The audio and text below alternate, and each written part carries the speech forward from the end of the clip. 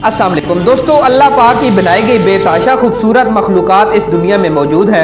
कई मखलूक़ात इंसान देख सकता है और कई इंसान की आंख से ओझल हैं।